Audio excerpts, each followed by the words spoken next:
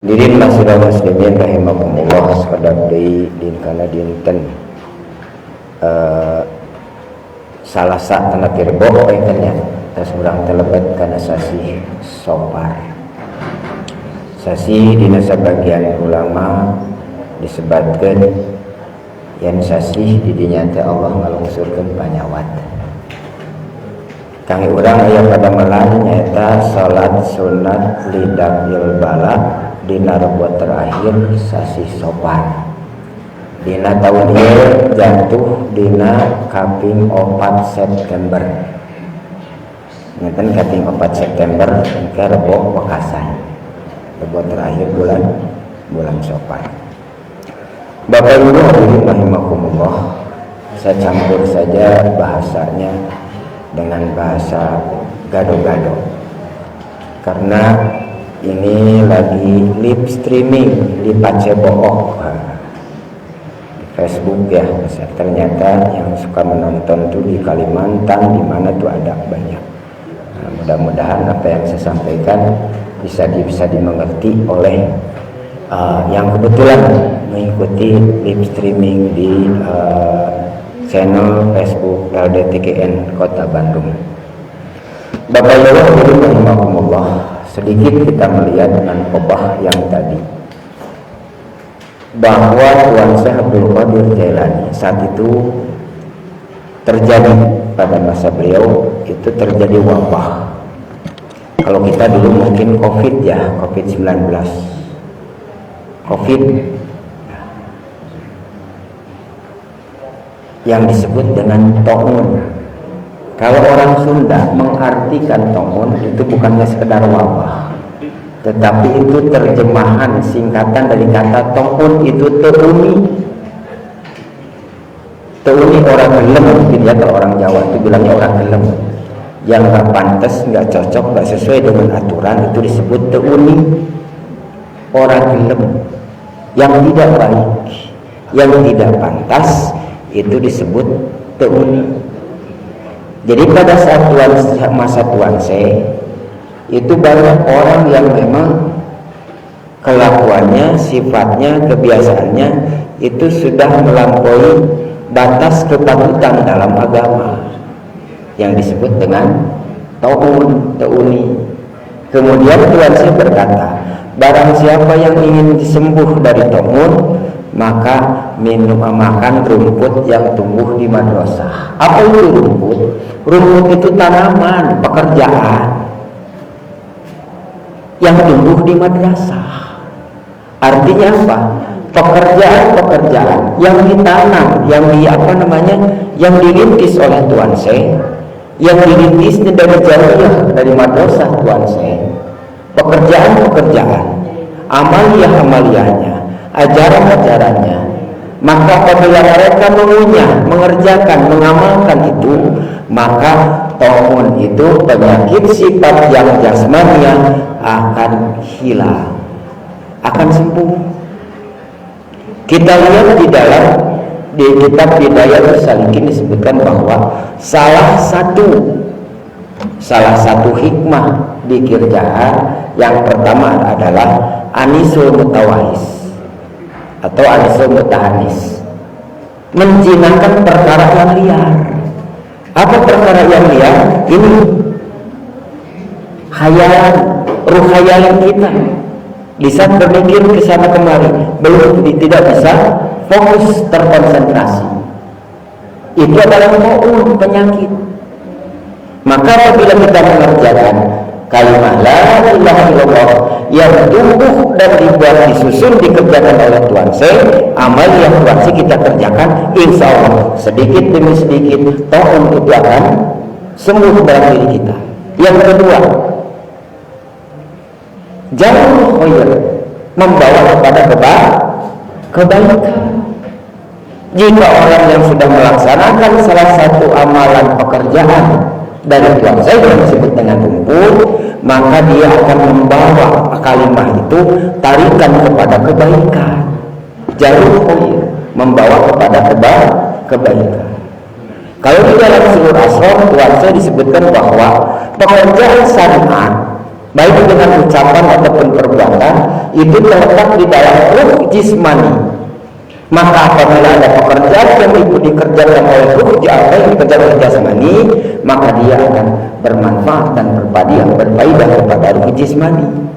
Sementara zikir jahar adalah pekerjaan yang diucapkan oleh lisan jasmani. Maka insya Allah kaum yang ada pada diri kita sifat jasmani akan sembuh. Ibu bapak, mungkin kita pernah mengalami di saat kita pertama kali belajar zikir, mungkin saat itu kita malas.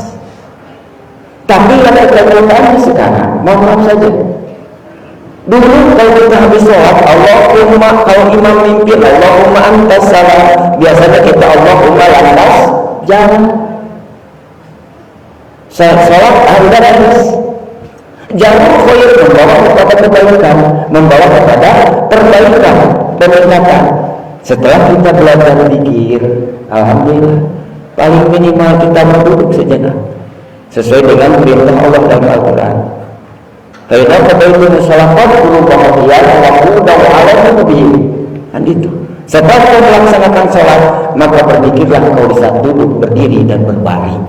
Ambillah kita selesai sholat, kita melaksanakan zikir kepada Allah Subhanahu wa Ta'ala. Itu wujud daripada jarul khair.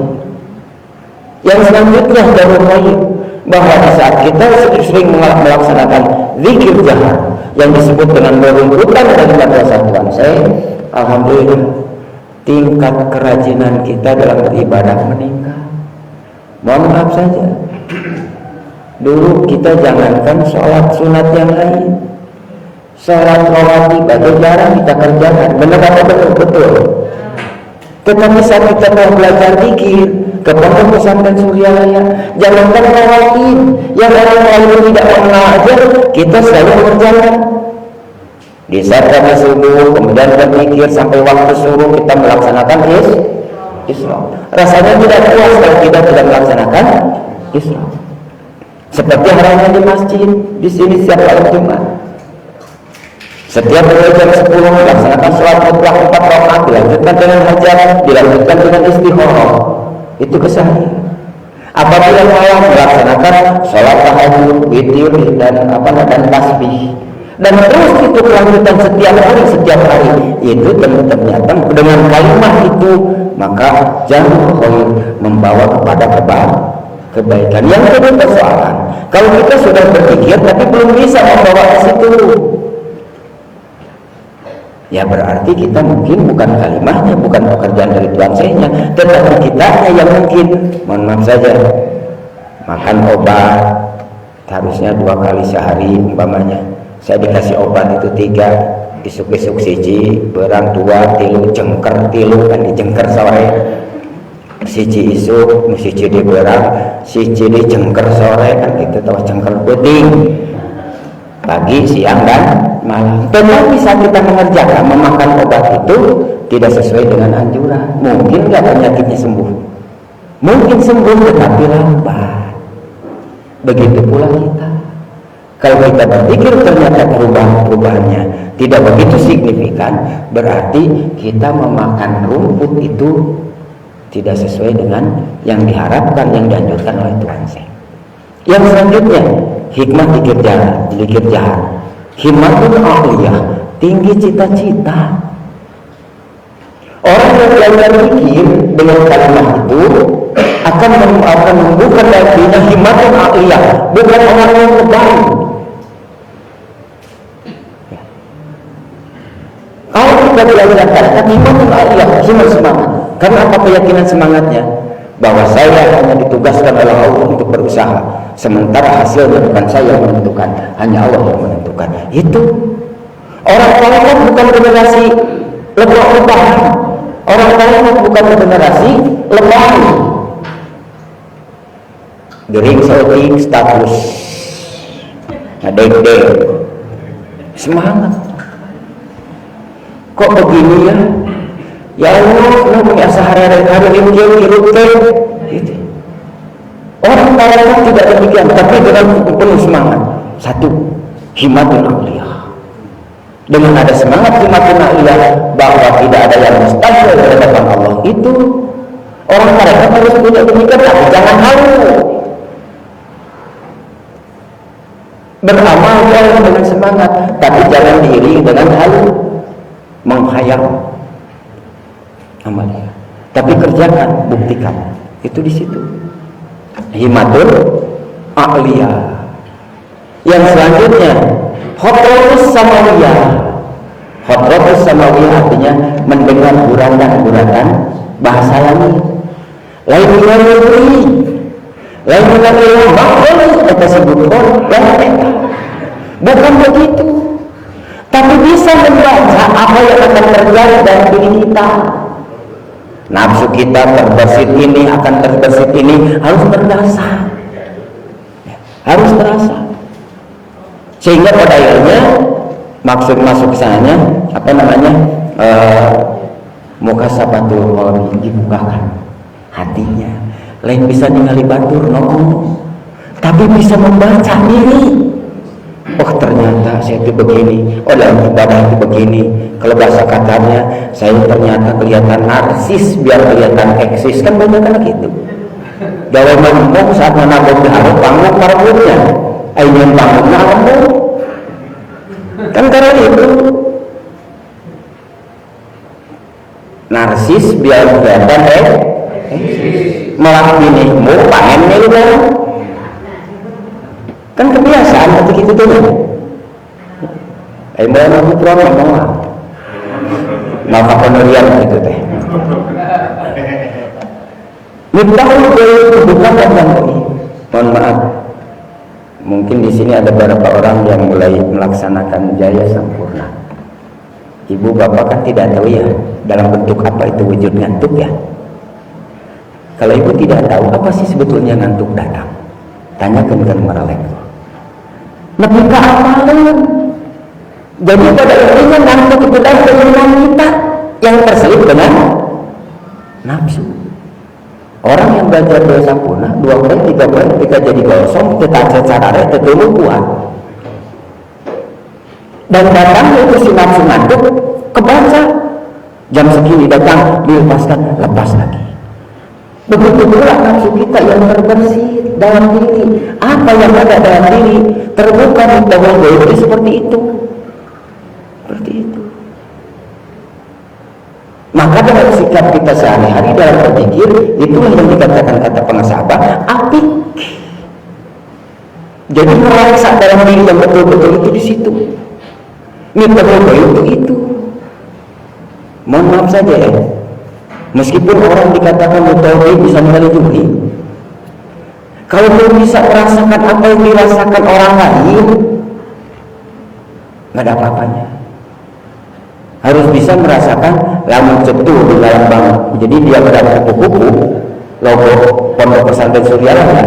Kupu-kupu itu diambilnya dari insan kabarnya Abah Sepuh. Tuh di situ. Gambaran di ruhnya ada satu. Dapur ke orang tua, kurang ke dapur tua. Oh beda nak dapur ke kurang. Itu artinya apa? Apa yang orang lain rasakan, kita harus bisa merasakan. Apa yang kita rasakan, pasti orang lain juga harus bisa merasakan. Itu namanya sambung rasa.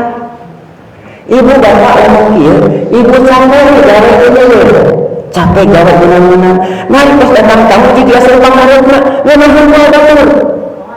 Sehingga kita ngaji itu aku diajarkan nanti. Kemarin gitu. Buktikan gara-gara sehingga kita rasa kan orang begitu. Diajar apa tangan saya, diajar dari orangmu. Pas kamu nak malu, hanya ngomong orang. Ya, laras gitu. Ini tentu berarti tahun mau pakai itu. Dari apa lain gitu. Kudu bisa nyumput bumi di nuca. Cah ayo orang lain. Di nuca ada betul lain. Aku alhamdulillah nyumput bumi di nuca. Ngurungkan lagi cak-cak begitu. Ngurungkan apa itu apa lagi? Itu di situ. Minta itu seperti itu. Bisa begitu. Ya. biasa kita tanya gitu Bali, datang ke tempat manakib, terus pokok ya, oh jadinya tuh sok imaman, karena kan jadi ustaz, saya udah harus imaman, kudu bisa ngerasakan kumaha, lamun orang hayang panen sok atuh melak, itu ya, rata-rata itu di situ, itu kok orang sifat lahir, tapi insya Allah, tapi sifat orang bikin minimal ya. Minimal kita ada rasa malu. Iya Ustaz, tolong dong jadi MC. Saya perasaan, aduh saya malu, kasihan yang lain juga ada. Mereka yang kerja dari awal sampai akhir, mana orang kupu-kupu jadi diharu. Sehingga aku rasa dulu, sehingga aku rasa gitu, karena gitu. Ya. Pak Ustaz kalau balik mudah-mudahan masuk melimpah rumah mengaji tempat manakib hargaan biasa dirinya. Kalau sok itu juga yang imaman gitu ya. Bisa cina urung imaman. Tak onte tak onte. Ada orang misalkan ya kisim kuri banyak manusiawi, udah manusiawi. Oh, berarti lamun gitu mah canda jadi pikir. Tama ka dia ada pikir manusiawi. Ibu ayah tahu ya, dan kalau ketahu ke orang cik bertengah menggunakan cair dan anda itu ya jadi itu ayat tahu umat cetanu boga lima, makanya kan Rasulullah mengatakan janganlah engkau mengimami satu tahun yang kau itu tidak menyukaimu atau tidak memintamu gitu. Dan yang berhak mengimami satu kaum adalah kaum itu sendiri itu. Jadi ada di tempat manakib, ya sesepuhnya nugas biasa ke taman manakibat mimpin didinya. Sudah itu orang kecuali itu nyerahkan ke orang. Tarik ke orang itu. Ya, iya mana bapak imaman, mana bapak imaman? Ayo saja, ayo sorban kita tinggal lagi simpan di rumah saja.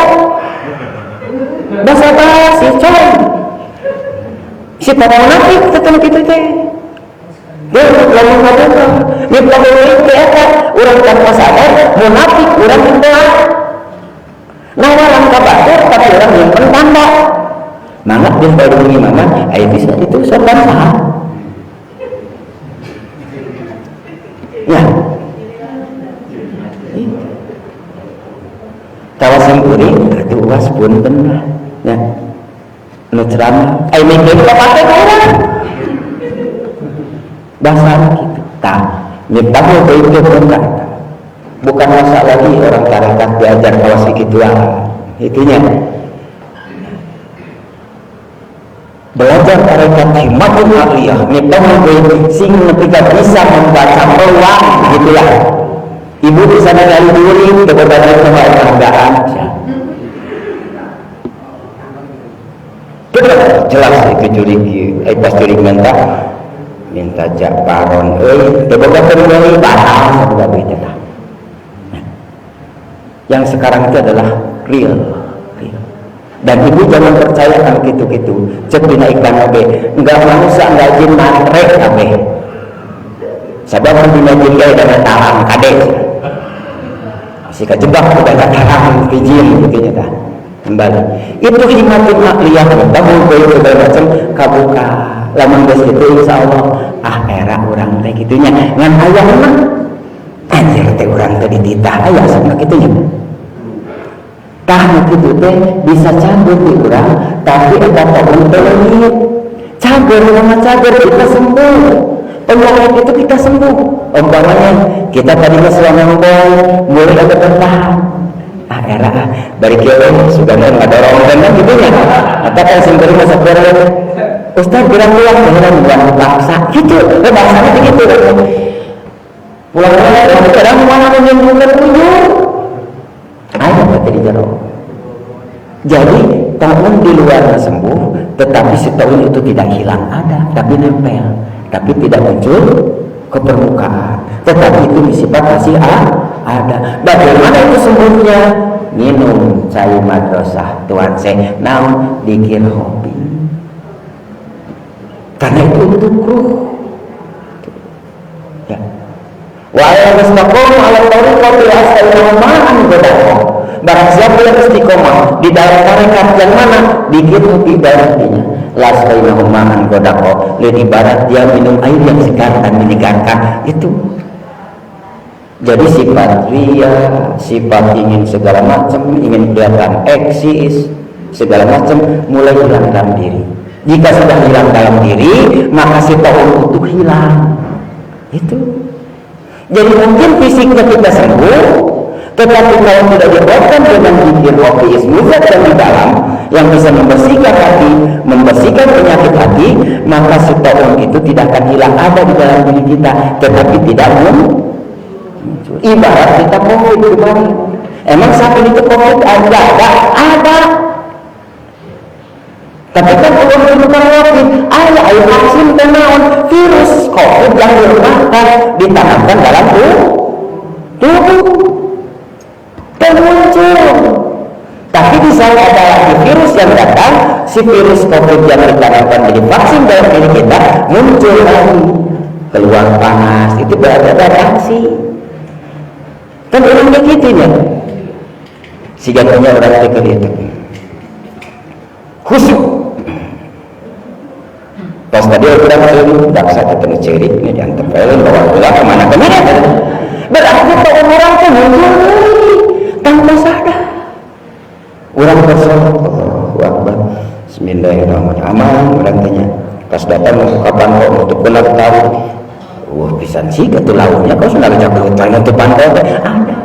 Berarti tahun orang itu tidak muncul ke permukaan, tetapi ada menyelinap. Itu. Yang salah satunya yang paling berat adalah nafsu ego. Itu.